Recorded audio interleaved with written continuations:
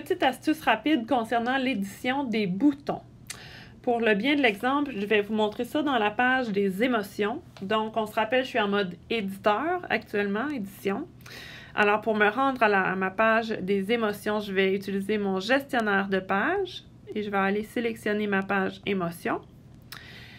Et là, l'édition de boutons là, se fait en gardant notre doigt enfoncé sur un bouton en particulier. Prenons celui où on a fâché. Je laisse mon doigt enfoncé et là, j'ai une série d'options qui se présentent à moi.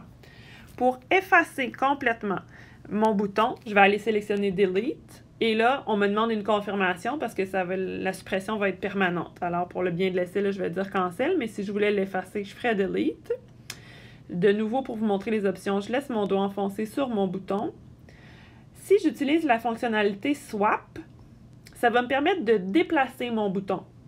Et il va toujours être déplacé en échangeant sa position avec un autre. Donc, mettons, je vais appuyer sur le bouton seul, puis on va voir que les positions vont être échangées. Je vais le remettre à sa position initiale de la même façon. Swap, et voilà, il est revenu à sa position initiale. Je pourrais souhaiter copier mon bouton. Alors, à ce moment-ci, je vais faire Copie. Et là, il est comme rentré là, dans la mémoire, prêt à copier. Je vais aller sélectionner un espace qui est vierge, donc juste l'espace en haut. Je laisse mon doigt enfoncé et là, je vais aller faire Paste. Et voilà, le visuel et les fonctions associées à mon bouton ont été copiés. Je vais de nouveau laisser mon doigt enfoncé sur mon bouton. On a vu les 4 premières options. La dernière, l'option Disable, peut être intéressante. J'appuie dessus. On voit que mon bouton est devenu grisé. Là, je suis en mode édition.